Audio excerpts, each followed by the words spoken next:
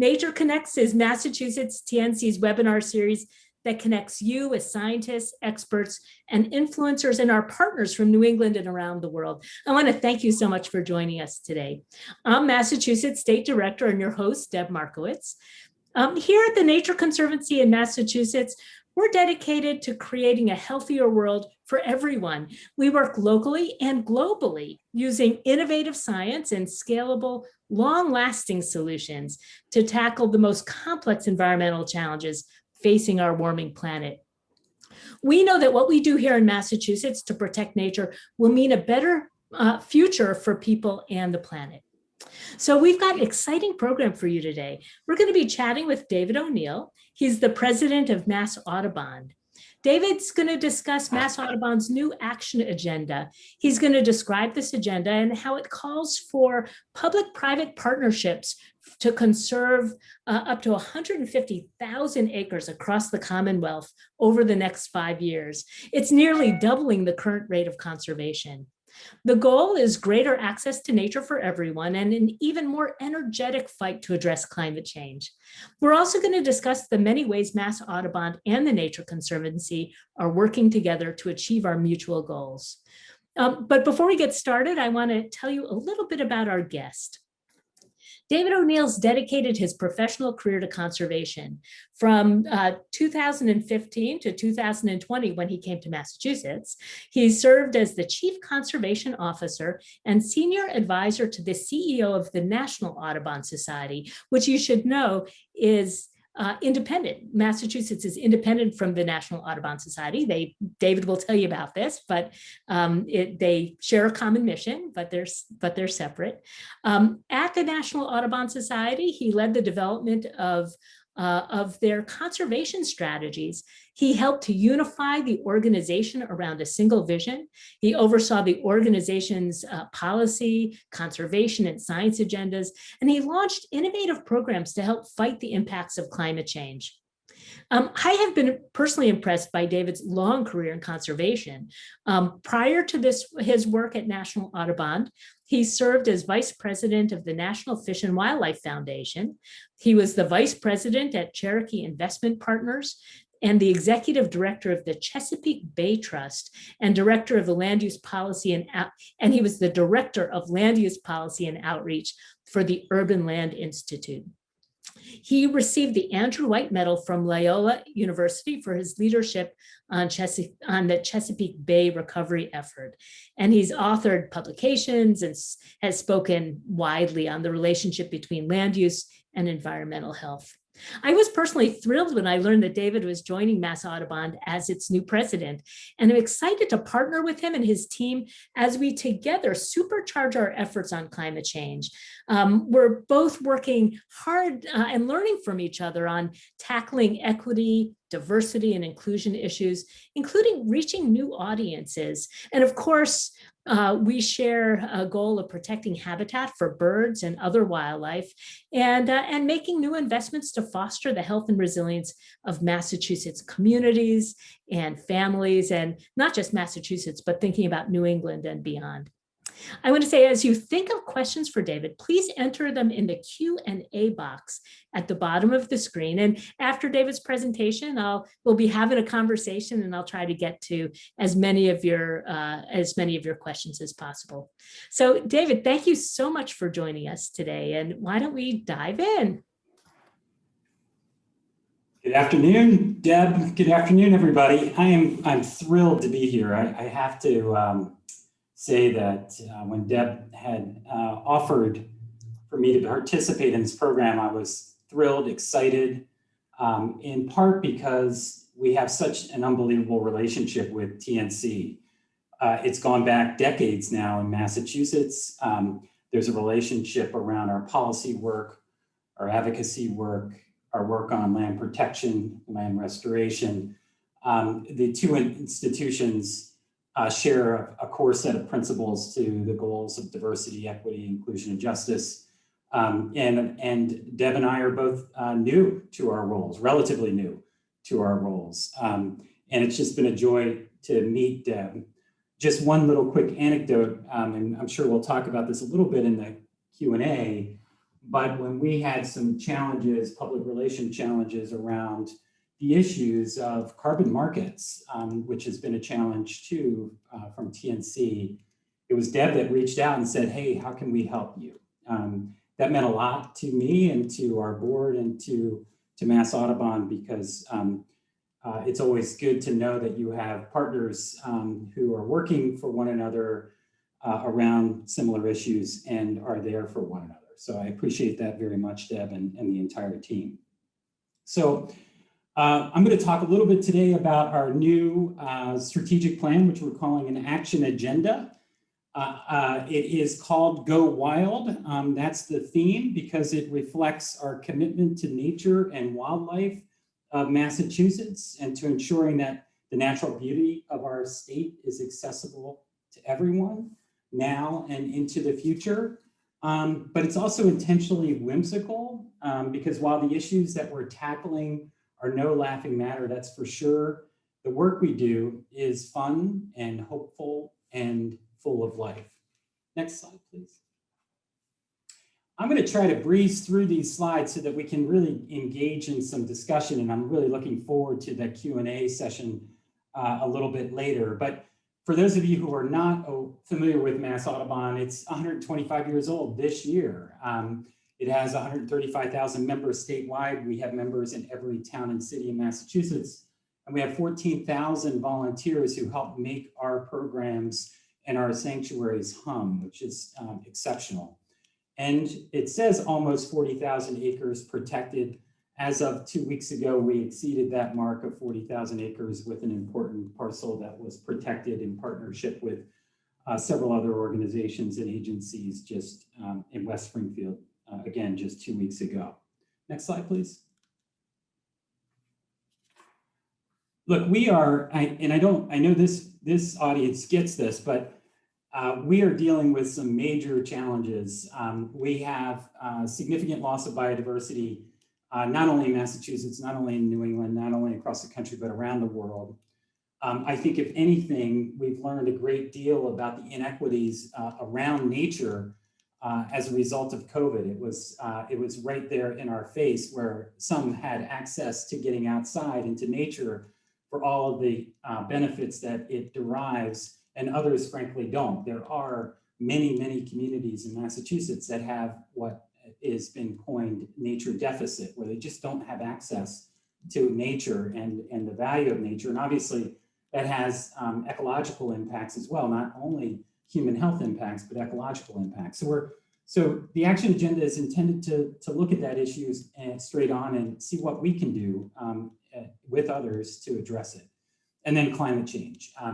I think we are experiencing climate change, severe weather events, rain every single day in July. That's not normal. Fires out west, heat in all over the world at levels that we've never experienced before. So we are dealing with the issues of climate change. The impacts that that's having on wildlife is significant. We're seeing that very clearly with the migration of birds and their reliance on seasons that occur throughout the year. And as those seasons change as a result of a warming temperature, so do we see declines in populations of birds who rely on those habitats and those food sources to survive. Next slide, please.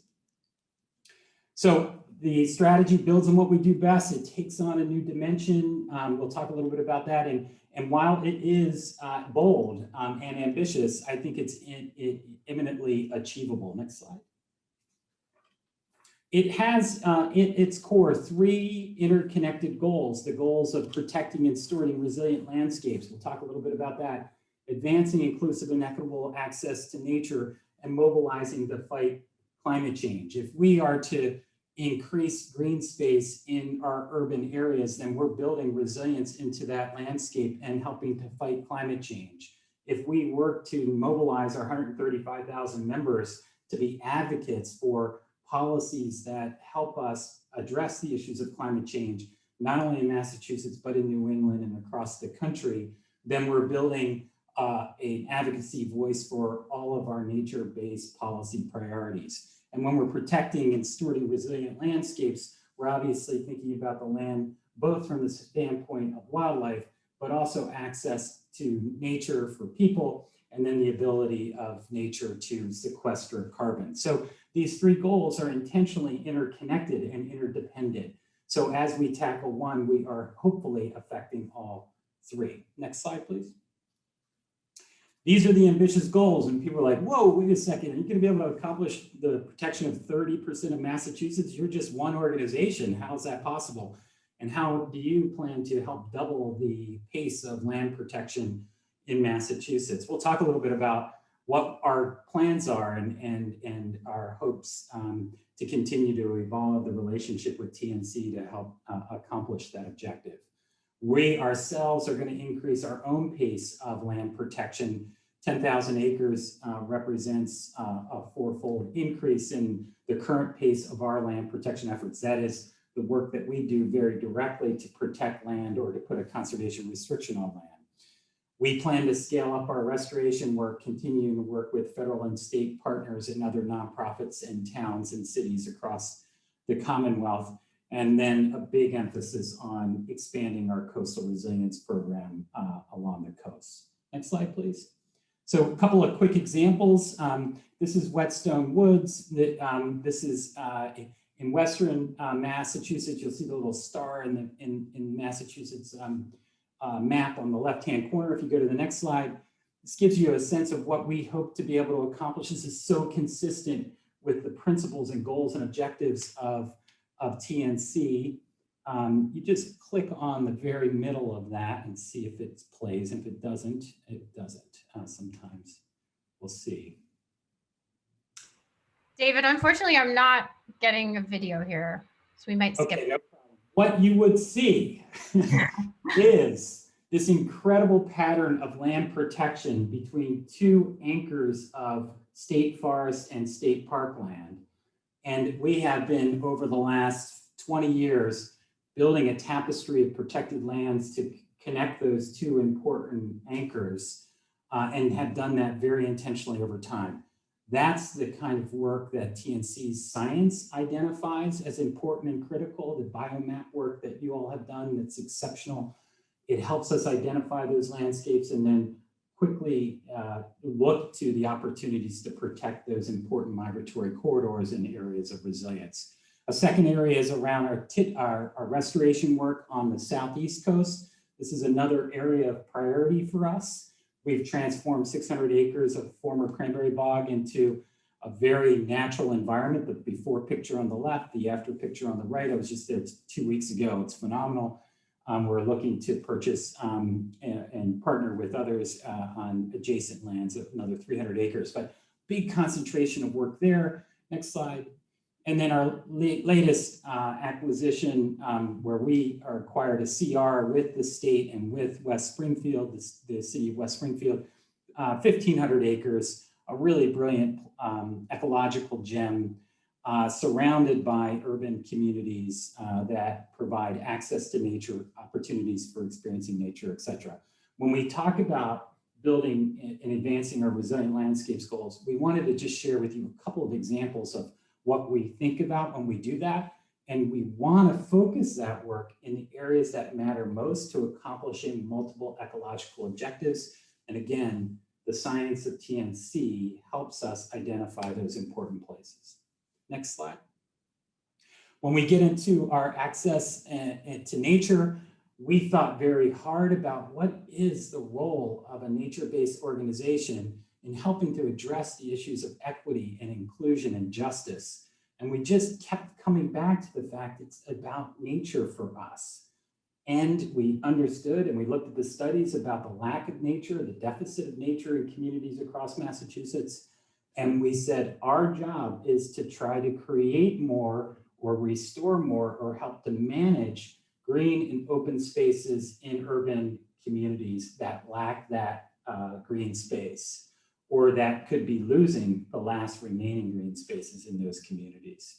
And we look at that from an ecological context. How do those green spaces in urban areas connect to other green spaces? Are they along river corridors, et cetera, so that they have larger ecological benefits than just the area that we hope to protect, restore, or manage?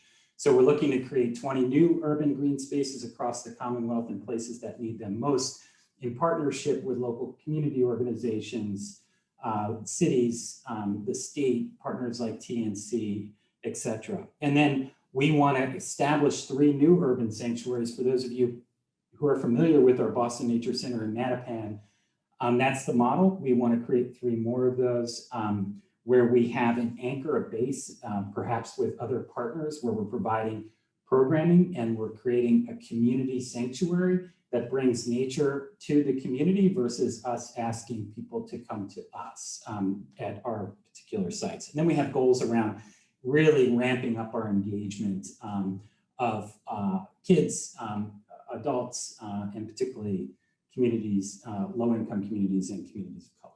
Next slide, please. This is an example of this work in action at the Boston Nature Center, really exciting work. Next slide.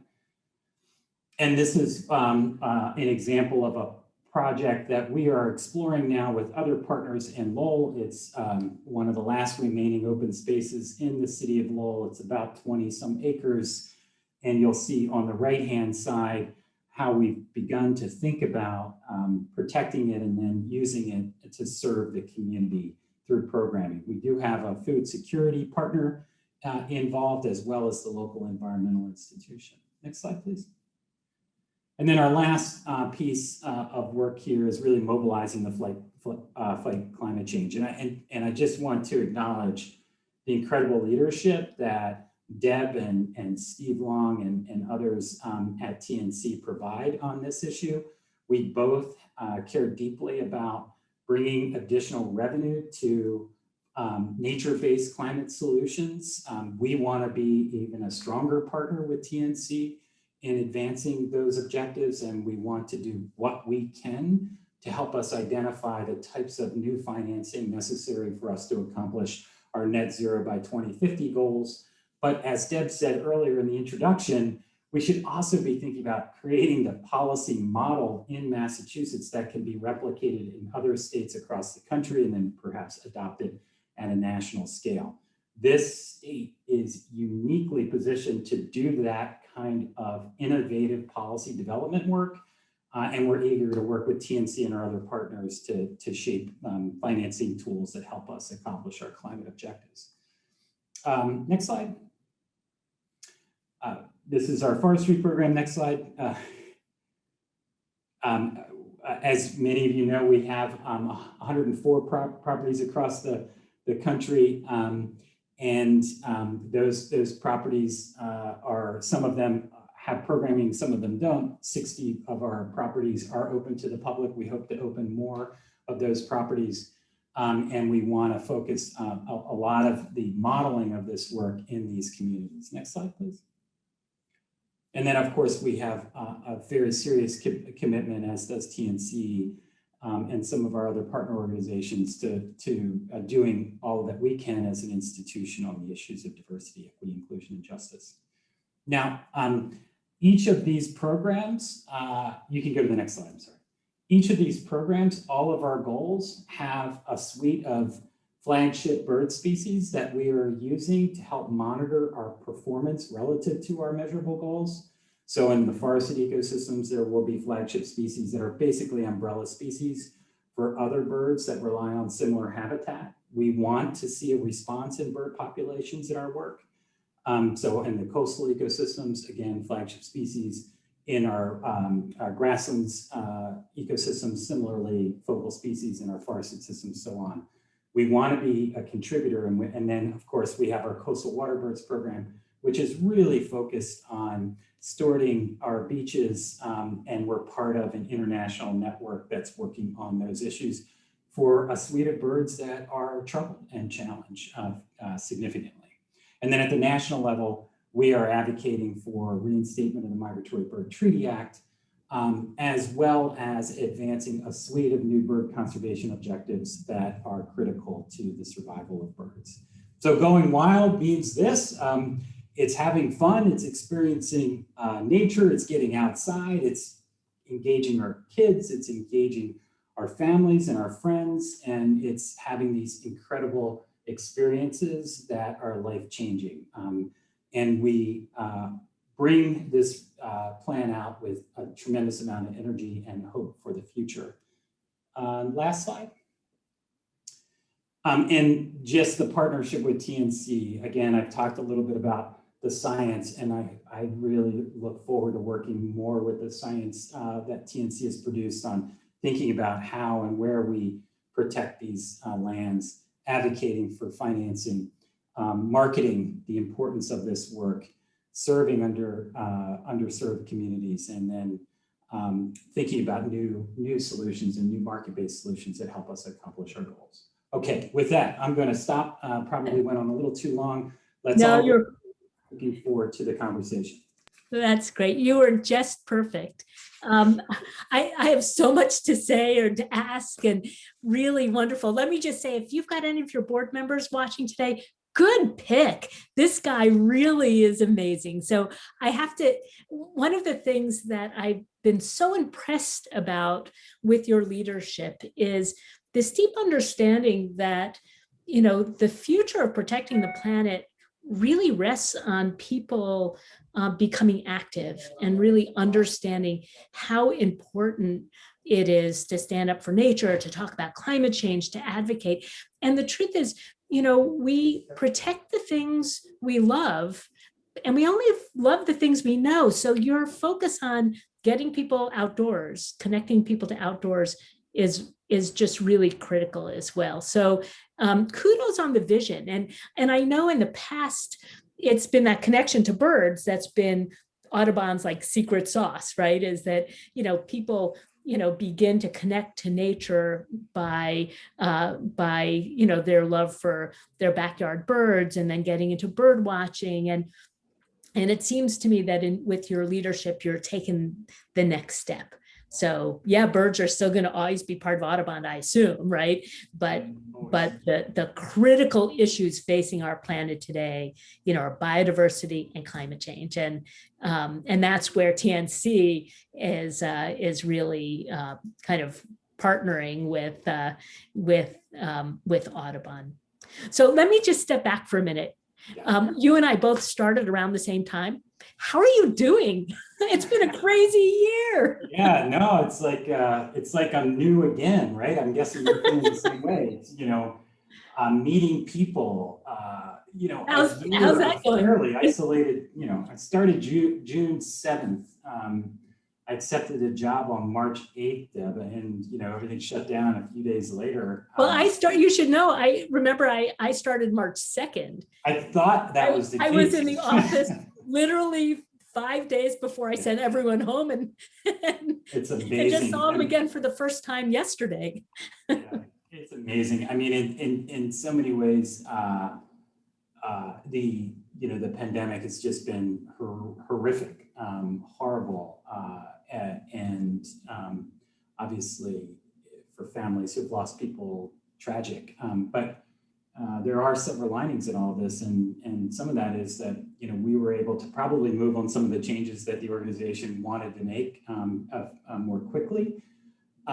We've built, you know, these technology networks so that, you know, this very distributed network actually works and communicates together much better now than they would have other than this. But I love people, and I really miss being out with folks. But I mean, you have to feel the same way. You're like meeting people for the first time in person. They're going, "Oh, you are three-dimensional."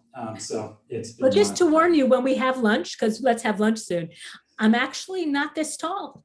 I look really tall on Zoom, but really not 5 feet tall, just to warn you. I had no idea, no. I see, exactly. Exactly. It is, you know, coming in as a CEO, as a leader, you know, is hard anyway, but coming during a pandemic is a pretty unique time. One of the things that I found that I was really energized by is the feeling of community within the organization. Like we rallied around each other, and I had to make some hard decisions, as did you in the beginning, about layoffs and finances. And what was so incredible for me is our friends, you know, our donors, they stepped up. We had a solid year. our work went on, our staff continued their important work in the field. And despite having kids at home, that they also had to homeschool, but we also helped each other, the folks who couldn't quite do what they used to do. And I assume that you had that same experience, and I'm hoping it endures this rich community feeling. Plus, the other NGOs, how we are trying to help each other out in a different way.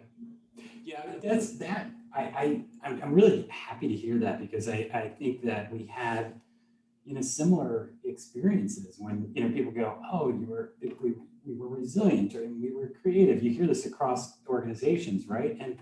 But the reality is, those are not just words in this instance. We were incredibly resilient. We were incredibly creative. I'm not saying us, Mass Audubon, as a community, we kept going, and we kept on getting great things done in spite of the challenges that we face, and just sort of dedication to the mission, and realizing, frankly, that nature means more to people than they may have understood before the pandemic. So there was a little bit of inspiration by just seeing the trails full of people who were just looking to nature for solace. But then the organization, the community itself, in so many ways, there's always this sort of competitiveness between conservation organizations. They say, oh, you're competitive with this group, or you should work better with that group. I think in some ways, this helped us, as I think we're indicating there, enough, right? We've got some big hills to climb. We're not going to save the planet by doing it ourselves. We got to be working together, right? Exactly. Yeah. I think that it's also unique in that the major environmental organizations in Massachusetts, many of them have new leadership, like you and I, right? And we have Jocelyn Fabush, who's going to be, she's the interim director for the trustees. She's coming, and speaking with us next week. And so there's this opportunity to reboot our relationship so we can really supercharge our common goals. It's really, there's a great opportunity. I think this moment in time, to me, is very interesting, and we've talked about it. I'm sure you guys have talked about it, but, understanding that at some point we will be coming fully out of the pandemic, but seeing the light at the end of the tunnel, and feeling hopeful. There's some inspiration in that as a society to work together for better causes. And while we were seeing sort of horrific things occur around COVID, we started to see all this wonderful stuff happen. There's just all of these, I would say there's a lot of things going on today that should give us hope in spite of some of the challenge that we're facing. I mean, think about the fact that we may be at a moment in time right now where people realize the importance of nature because they've connected with it in very important ways as individuals, as families, as friends. They also are seeing the impact of climate change in real time, particularly around weather, and the impacts that that's having on infrastructure in their own communities. So there's an awareness that's happening, sadly, because of the results of some of this.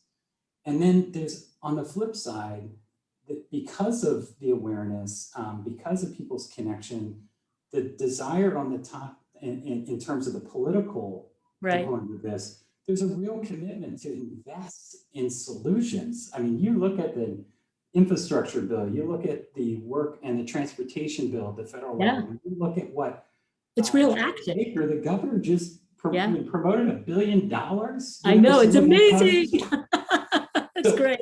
This is a moment that we have to take full advantage of. It doesn't happen often. Right? It doesn't. And David, I actually share your optimism, everything you said. But on top of it, where I get my deep hope is that if we think about our lifetimes, I mean, you and I are about the same age, we're, in our 50s. And this is the first time in my life that across the globe, in the United States, our society, we have each as individuals had to make real sacrifices for the common good. And it's true, not everybody has, not every part of the country, but in general, as a society, we stayed home. Our children stayed home because they wanted to protect their grandparents, right? We made decisions to protect each other, to protect our community. That hasn't happened since like World War II, where people made those kinds of sacrifices. And it creates a muscle memory. I believe it does. And I believe that because we have seen what happens when we make a personal sacrifice for the common good, that we can do it again for climate change and for protecting biodiversity. And you know, and I think you're right with looking at the fires, looking at the droughts and the terrible storms. You know, climate change is here, and people are experiencing it and are ready for action. And so that creates an environment, an enabling environment for the politics. I don't know if you recall, but I come from politics, right? As an elected person. An amazing reputation in politics. And so I know how politicians who want to be ambitious need to make sure the people are with them, right? They can't get too far ahead too fast from the electorate. And so we're ready. And so one of the things I really like about your action agenda is, you know, you're thinking about how to activate the people in your network. And what I'm curious about is you also talked about expanding your network. You know, we need to think about diversity, equity, inclusion. That's something we're spending a lot of time thinking about at TNC. Do you have some specifics there? How are you really, as a practical matter, thinking about reaching into new communities and new partnerships? Yeah, no, it's a great question. And we too, right? We're all thinking about this issue because, you know, one, it's just the right thing to do from a moral perspective, and two, from a very practical point of view relative to our mission. If we don't have more young people, if we don't have more people of color in our networks, then we won't have the advocates to make the political pressure necessary to advance our goals. So there's a practical point of view. There's a moral point of view, you know, relative to this. What we have done well is our education programs. And what we have decided to do and what we are doing actually right now is prioritizing 7 gateway cities, some of which we are working in a small way today, and beefing up our educational programming in each of those communities to reach more low-income communities and communities of color. And then in those communities, we want to partner with the city itself, local environmental organizations, to begin to identify the green spaces, the open areas, places where we could restore and manage green spaces to help those communities connect better to nature in their own places through, you know, networks of green infrastructure within communities, and invest alongside the city and alongside our partners to help make that happen. And that helps us to get to these 20 green spaces that we hope to accomplish. And then within 3 of the communities that we're going to work in, we will build a real, you know, sanctuary-like network or nature center that is very community-based. So the access through the education, and then using our existing sanctuaries as basis for experiences that we can bring people to, and then creating nature opportunities within communities so that they can experience their own nature. That's sort of the recipe we're putting together now. I like what a holistic vision it is, you know, where you're looking at all of the different angles. I know for us, one of the things that we've been thinking a lot about is how do we bring more people of color into our workforce. You know, there's historically, you know, there have been some, you know, Black and brown people who've chosen to go into the environmental field, but it's a very wide field. And so we received a really wonderful legacy gift to help educate Massachusetts youth. And we don't do the educational programs like you do. And you know, we don't need to because you all are doing that. And so we're starting an internship program focused on students of color, giving them real experience doing our scientific work, doing our field work, and we're hoping to roll that out in the coming year. It's like, how do we make concrete investments to create more diversity, equity, and inclusion in, you know, in I love that. And then we want to hire them.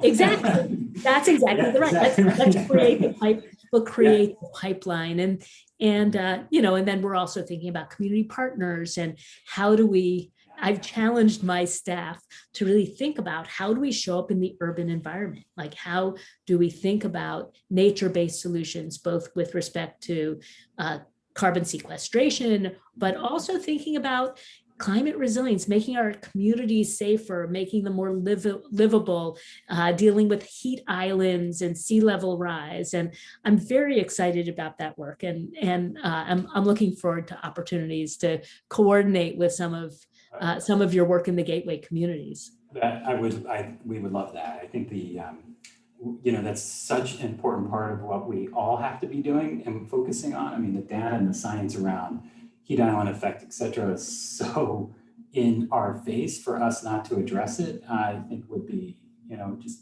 incredibly wrong. And we can help. And I think we are creating, Deb, we're creating a fellows program similar to your interns program. Oh, nice. So we should be hiring each other's folks and keeping them in the community. But think about it, like if we're both doing that, we can't afford to do a lot of that right now. Our programs can be small, but if you're doing it and if other organizations are doing it, and we're really thinking about how we tap into each other's pipeline of new talent, I love that. So we've got a bunch of questions in the Q&A panel, and so let me just kind of begin to go through some of them. There was one attendee who chose to be anonymous who said, "Great vision, thank you. Where do you see as the most promising places for new land protection in the Commonwealth? Are there particular kinds of lands we should most pay attention to now?" Yeah, it's a great question. We are looking at forested networks in the western portion of the state right now, looking to help protect corridors of protected lands, largely forested lands, that help address the issue of climate change because of the carbon sequestration potential of those lands, and then obviously supports the water quality objectives that we have and share with TNC. So that's an area where you have larger blocks of land that you can protect, but when we don't want, in certain cases, we're not going to protect everything, right? We want these working lands to be working. So we want to couple that protection work with really hands-on work with landowners and land consultants who can help manage those forests. And we have a Foresters for the Birds program, which is a certification program. It's voluntary, but it gets you to desired forest conditions that both meet ecological objectives and wildlife conservation objectives. So out west, that's our focus. The Southeast is becoming a pretty important focus. We did a report called Common Ground. Now I think it's 2 years old. It identified that area obviously as the hotspot for growth and development, great deal of threats, and also opportunities with the cranberry bog industry transitioning, with the Great Thicket National Wildlife Refuge being there, and opportunities to expand protected area within that zone that's been defined as the Great Thicket Wildlife Refuge. So that is another really important area for us. The Connecticut River and the Conti, TNC, you guys have been amazing. Thank you. That is a brilliant model of partnership. And there, if we can be helpful, great, but it's sort of like, gosh, you guys have that. And we thought about that when we were prioritizing where we should focus. So for folks who are listening, the Conti Wildlife Refuge is a federal wildlife refuge. And what we've done as TNC is we help lead a Friends effort and it's a cross-border refuge. So it includes New Hampshire, it includes Vermont, it includes Massachusetts, just a portion that's protected. And there's a lot of money right now that Conti has to spend to increase holdings. And so we've created a collaboration of organizations to identify the top priority parcels for conservation. So that's what David's thinking about. Again, for me, it's all about how do we collaborate so that we can use, no matter how much money there is for conservation, it's never enough. So how do we prioritize so we're getting the most done with what we have? I love it. And leveraging federal and state and local really and private money. It's and amazing what you're doing there. It is, we looked at it, we said, Deb, that's what, what can we do in the Great Thicket area? You know, how do we replicate a great model? I think the science piece is what I'm thrilled by that you have, Deb. Like, yeah, thank you. I don't, that's another area where we don't have to do that work. You guys have done it. Can we collaborate on that work? And you and I have talked about this, and I'm looking forward to more conversation about it. And again, for people on, one of the things that we've done at TNC is, you know, because we're a global organization, we think globally, but then we touch down locally. And so we've got scientists who have looked across the United States to think about, you know, the dual issues that we're talking about, you know, climate change and biodiversity loss. So where are the top priorities for protection in order to make it possible for the most species to survive and thrive over time, given climate change? And so we've tracked these connected networks of land that are vitally important for protection. And it's that science, amongst others, that we're sharing with our colleagues in Massachusetts and actually across the continent and the globe. And so thank you for that. Let me get to more questions because we don't have a ton of time and we've got a lot of questions. We have one question from Bill Muman. He's on our board, and I'm very excited that he's on our board because he's an international expert on forests and forest protection. So he says, welcome, you seem to fully understand the important connection between ecological integrity, climate, and biodiversity.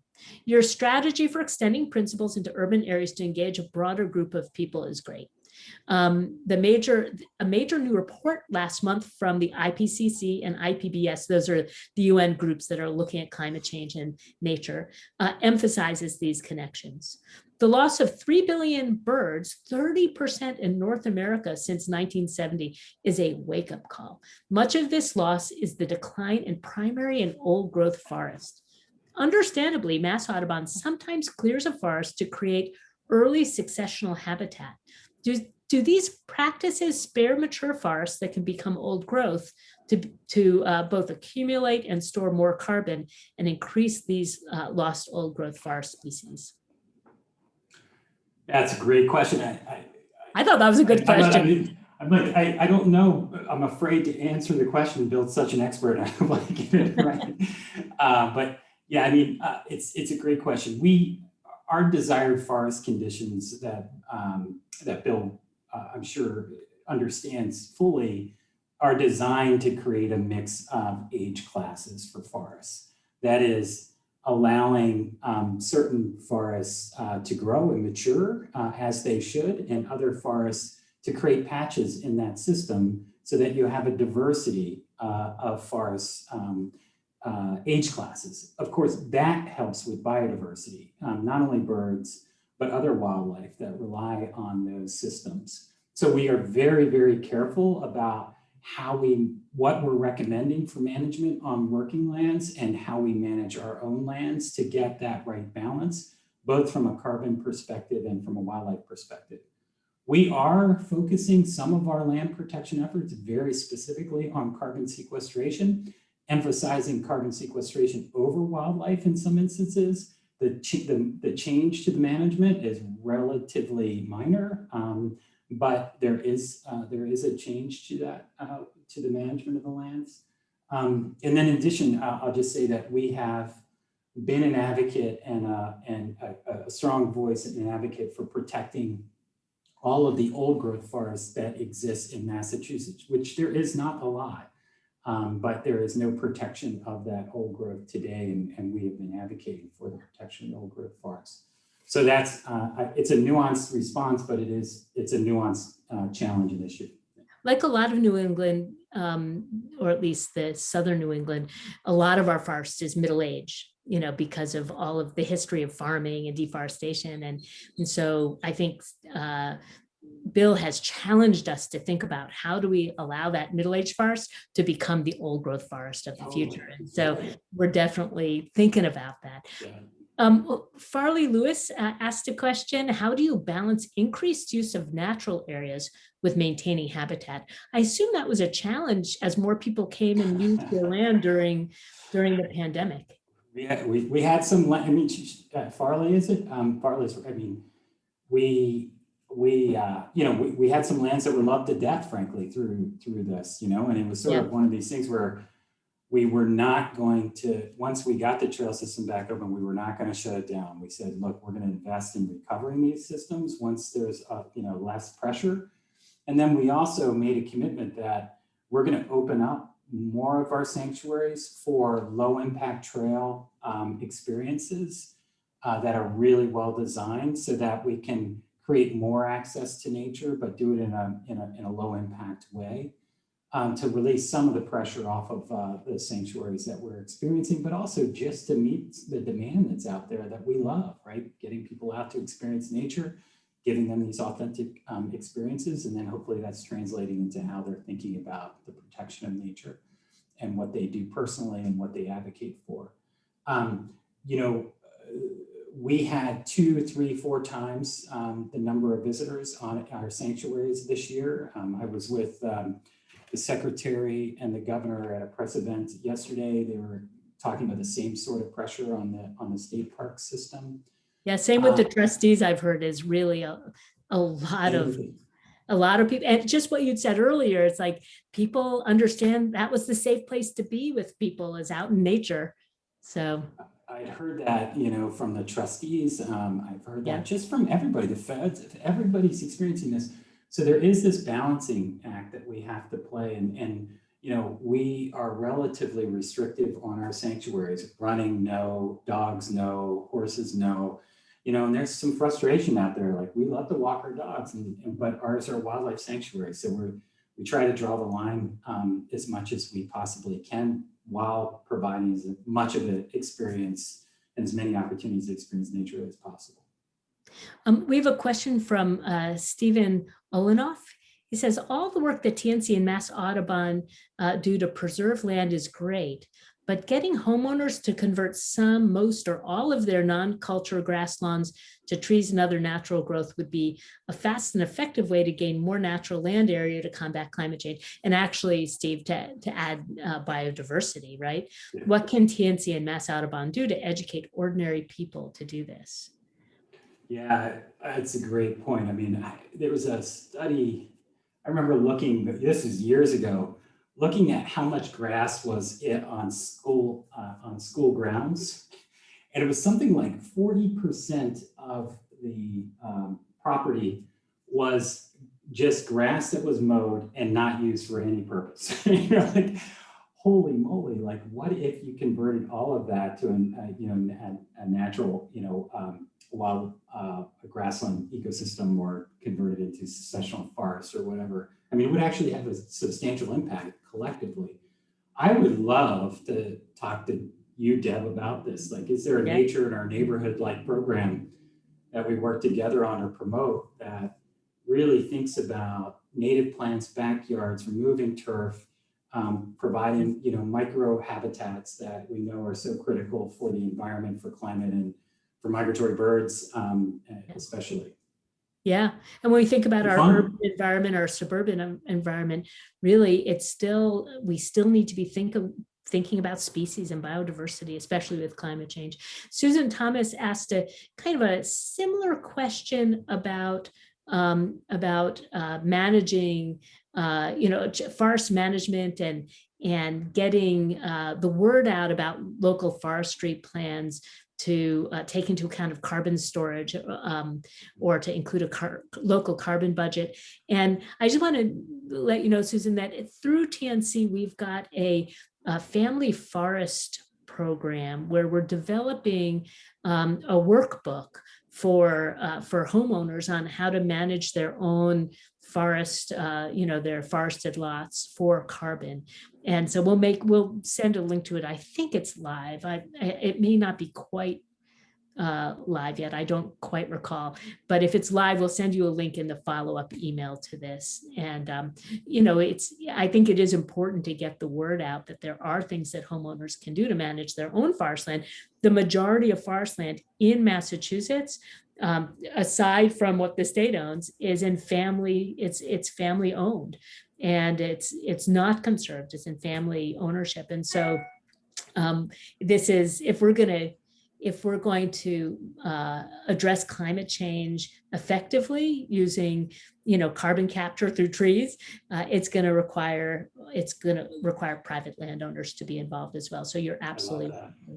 That's awesome. Yeah. We have a question from we've got a comment from Neela DeZoya, who says, thanks for this discussion, makes both organizations more accessible and familiar to members and local conservationists who otherwise do not have exposure to hear from leaders about ongoing work, especially to include wider audiences by reaching out and training and building skills and confidence. So thank you, Neela. We do need to continue to reach out. Adina Mazalansky asks for a link to sign up for volunteering, and David, we can perhaps include that in we'll do a follow-up email and then maybe include that as well. Thank you for doing that. We live off of that. I'm not kidding you. How important I have come to appreciate that more coming out of the pandemic that I, obviously could experience going into the pandemic. It's just, I was down at Wellfleet and just 25, docents on the trails talking about the incredible environment, taking, registrations, et cetera. I don't know how we would do it without them clearing trail. I don't know. It's wonderful. Yeah, that's great. So thank you. And we'll send it for anybody who's interested in doing something fun outdoors.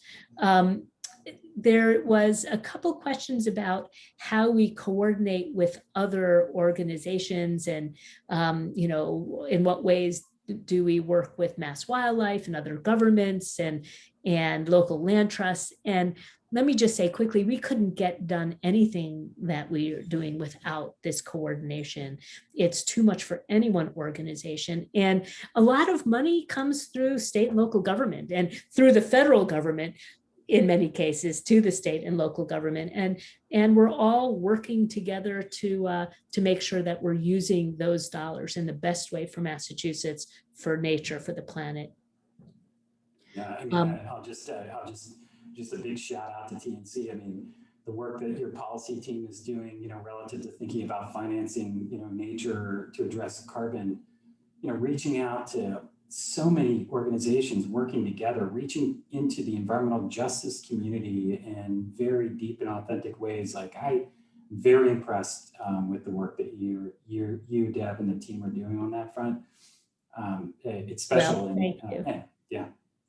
But, there is so much work to do. It's just such a pleasure to get to know you a little bit more. And we're going to wrap up now because we just have 5 minutes left. And I just noticed that Liz Alverson put in the chat a link to volunteer to help out at Audubon. And I do know folks who love it. It's just a great way to be outdoors. And it's not just for retired people. It's for those of you who've got high school kids or college kids who are home and don't have a full-time job. It really is, it's fun and it gives back. And so I recommend signing up. I don't know if you've got any final words for our audience and a wrap up before I tell you about the next webinars coming up and sign us off for the day. No, I just want you to know how much I appreciate this, Deb. Look forward to continuing to build our friendship and our partnership. We've got a lot to do and appreciate this opportunity. Thank you. Well, thank you for joining us. And thank you all out there for joining us today. We really appreciate your support of the Nature Conservancy. It is your support that makes all of this work possible. We are going to be sending everyone a follow-up email over the coming days with links to the resources we talked about today, and also a recording of this webinar. If you're enjoying the webinar, please feel free to share them with your friends. You can just forward the email. And please do follow us on social media at conserve_NC. MA on both Facebook and Instagram to keep up with our work and to get updates on upcoming virtual opportunities to connect.